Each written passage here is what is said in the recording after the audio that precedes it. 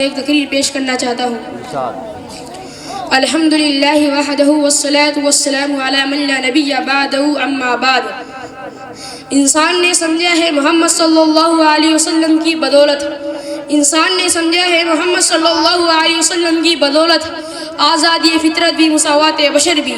عالی مرتبہ صدر اور سامعین کرام، موضوع تقریر ہے عظمت انسانی سیرت نبی صلی اللہ علیہ وسلم کے آئینے میں۔ ارض و سما کہاں تیری وسعت کو پا سکے، ارض و سما کہاں تیری وسعت کو پا سکے، میرا ہی دل ہے وہ کہ جہاں تو سما سکے۔ عظمت انسانی کے علم بردارو، اس جہان آب و غل نے مذہب و عادیان کے نظام حیات کو بھی پر کہا اور انسانوں کے خود ساختہ بے روح دستور زندگی کا بھی تجربہ کیا۔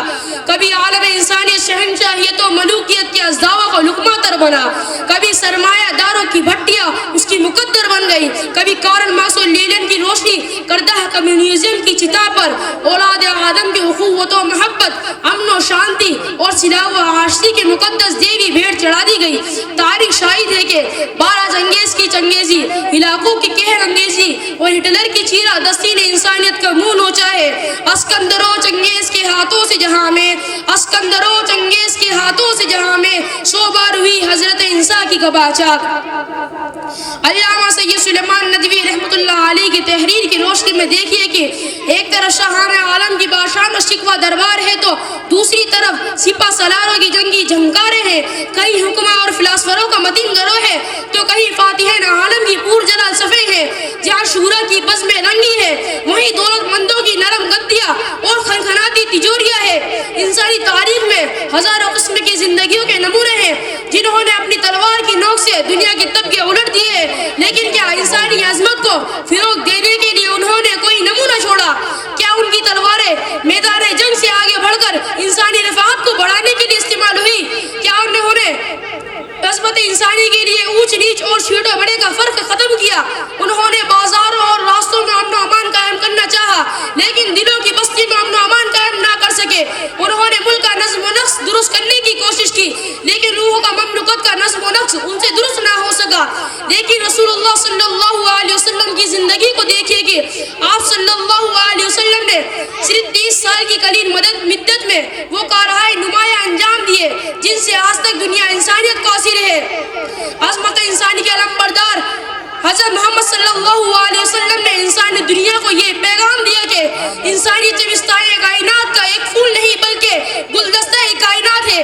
اگر باغ انسانیت کے کسی ایک پھول کو بھی کسی نے روتا تو وہ پوری انسانیت کا قاتل ہے اور ایک جان کی بھی حفاظت کرنے والا پوری انسانیت کا محافظ ہے۔ سامعین بزم ذرا غور فرمائیے، وہی مکے جس کے باشندے جنگ کی تلوار لیے آپ کے مقابلے میں کھڑے تھے، ان پر جب قحط کا زمانہ آتا ہے تو آپ صلی اللہ علیہ وسلم ان کے لیے رسد کا انتظام کراتے ہیں۔ بدر کے بندے ہوئے قیدیوں کی کرا ہے رحمت للعالمین کے گوشت مبارک تک پہنچتی ہے تو آپ کی نیندیں اڑ جاتی ہے۔ جب تک ان کے بندھن ڈلے نہیں ہو جاتے آپ کو سکون نہیں ملتا۔ جسد مبارک پر کوڑا پھینکنے والی عورت جب باہر ہو جاتی ہے تو آپ صلی اللہ علیہ وسلم اس کی عادت کو جاتے ہیں اور انسانی عظمت کو فروغ دینے کے لیے ایک عالی نمونہ پیش کرتے ہیں۔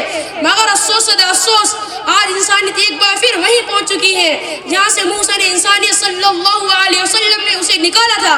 درد و کرم میں ڈوبی ہوئی صدائے وقت ہمارے کانوں سے ٹکرا رہی ہے کہ غرض ہے کہ آج پوری انسانیت ایک بار پھر ہلاکت و تباہی کے دہانے پر کھڑی ہے اور کسی مسیح اور چراغر کی منتظر ہے۔ ایسے نازک وقت میں سیرت نبی صلی اللہ علیہ وسلم آواز دے رہی ہے کہ اے دنیا کے گمراہ انسانوں، اگر تم کامیابی چاہتے ہو اور حق و صداقت کی پور بہار فضاؤں میں سانس لینا چاہتے ہو تو تمہیں سیرت نبی صلی اللہ علیہ وسلم کے آئینے میں اپنے مسائل کی گتھیاں سلجھانی پڑے گی۔ سیرت نبی کے دواخانے سے نسخہ شفا حاصل کرنا ہوگا۔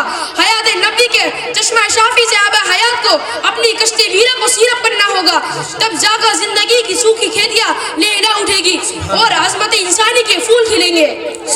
تڑپتی کیوں ہے بلبل کمال اتنا تو پیدا کر، تڑپتی کیوں ہے بلبل کمال اتنا تو پیدا کر، تیرا عشق جس جا کر پڑے گلزار ہو جائے۔